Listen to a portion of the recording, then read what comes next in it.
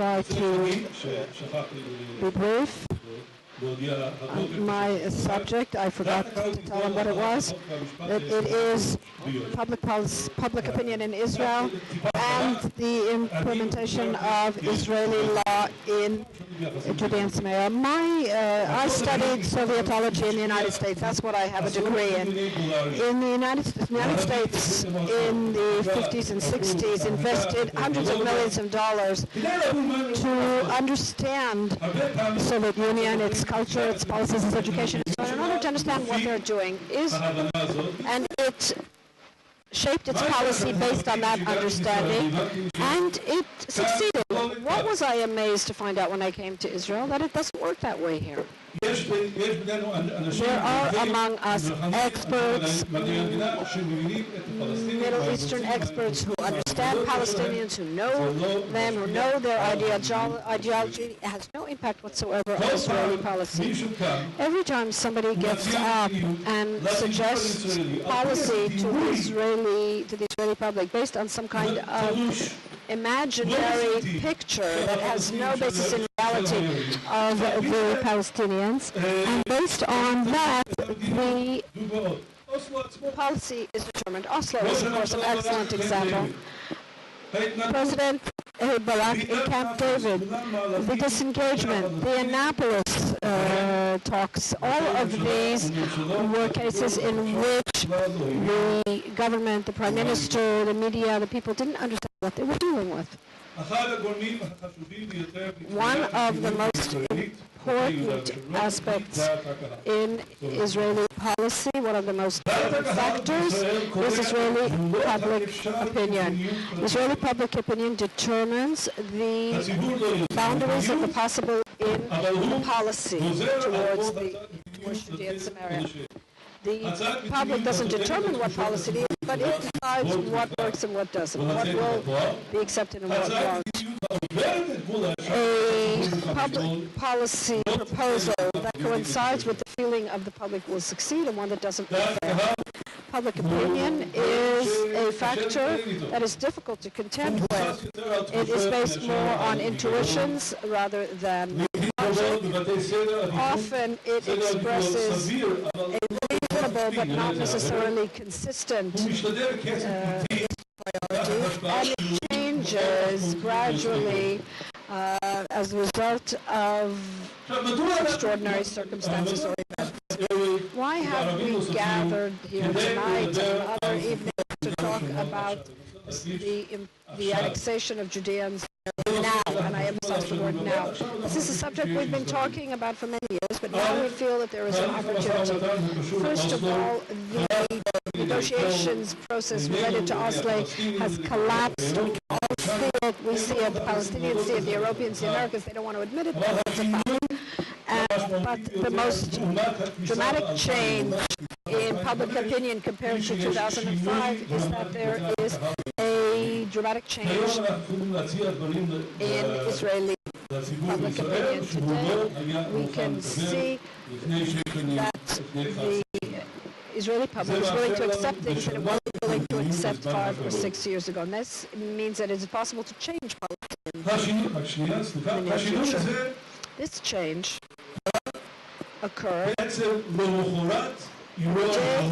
after the constitutive event of the opening of the Second Lebanon Wall. There's a lot of material and studies on this. I can quote books, chapter and verse to you. This is a survey we carried out the day after the beginning of the Second Lebanon Wall. We asked the public, and today, it's very common did the disengagement contribute to the outbreak of the war? And 63% said yes. Do you support other unilateral withdrawals?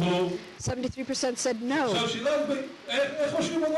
And a question about Oslo. Was the entire effort to make peace with Palestinians a mistake? 57% said yes. We asked similar questions. This time in October 2007, this was a week before the Annapolis talks, the renewal of the negotiations with the Palestinians, when Olmert stepped hard on the gas in order to see peace take shape while he was Prime Minister. And the survey that I'm going to show you, we went to all the media outlets in Israel, television, newspaper, not a single one was willing to publish this. Not one of them was willing to ruin Olmert's day, except for the Jerusalem Post. Are you in favor of giving the Palestinians Jerusalem as part of an agreement? 69% no. Are you in favor of further withdrawals in Judea and Samaria as part of an agreement? 65% no. Have the efforts to make peace with the Palestinians caused damage to the state of Israel? Once again, a significant majority. 52% said that the peace agreement did cause damage, not the way it appears on this slide. And now I would like to move ahead, to jump ahead and show you a survey that we carried out, that Dory Gold's Institute carried out in May, 2 months ago. When Bibi stood before the Knesset, when he stood before the Congress, he said there is a consensus in Israel to annex the settlement blocks, and we'll have to make concessions in the other areas. Was he telling the truth or lying? Let's see the survey. Okay. This is a summary of the survey, but I want you to look in the middle of the table. Are you opposed to giving away territory, even in the context of various agreements? Look, for example, what I call not what I call security areas, but rather ideological gut areas. Tomb of Rachel and Machpela, the Cave of the Patriarchs. These are, I only brought the ones who are against. I didn't bring the ones when 65% say they are absolutely against it. In other words, the 35% that remains is divided up between those who don't know and those who are against. East Jerusalem is not a security area, it is an ideological area. 65%, 50% of the area of the West Bank. This is not my terminology, of course. They don't even know where it is, but 55% are against it. Gush Etzion, Ariel, over 70%, 75%. Judea and Samaria, 95% of Judea and Samaria, 75% were against. When there is a clear security component, then it goes up to 80 or 90%. One of the main arguments of the left, of the extreme left, is territory does not lead to peace. Only peace with the Palestinians will lead to peace. So 10% of the Israeli population, Jewish population, this was only on the Jewish population, 10% of the Jewish population is divided among those who are against this, those who don't know, and those who are in favor of giving up the areas that overlook Ben Gurion Airport and Highway 443. Are you in favor of a separation fence that will, for the separation fence to become Israel's international border? 24% are in favor, 30% are pretty much in favor, 10% are pretty much negative, 22% are absolutely against. What does this mean? This means that the Israeli public doesn't trust the Palestinians, is not willing to take risks in making agreements, but very much wants to say goodbye to the Palestinians. I think that if we want to adopt an annexation program that can pass, and if we start working now, we could do it in September, not of this year, but in 2012, and if you think a little, you understand why I'm saying that month. That can succeed, and because that's exactly what the public wants now.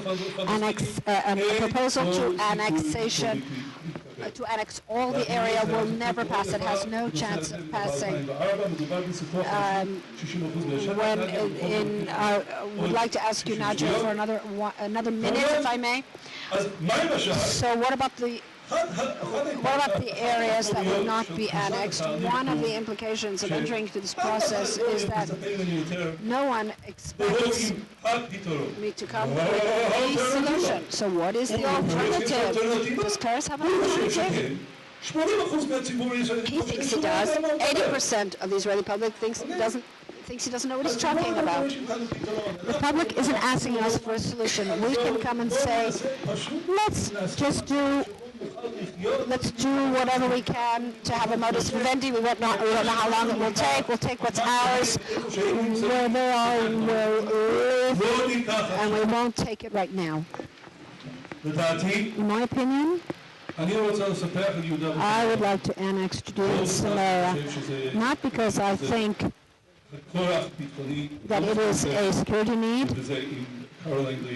On that point, I don't agree with Caroline Glick, not because I want my son to have a building permit, although of course I do want him to have one, but because it is ours, it is our heritage, and it is chutzpah on the part of anyone who thinks that it is theirs.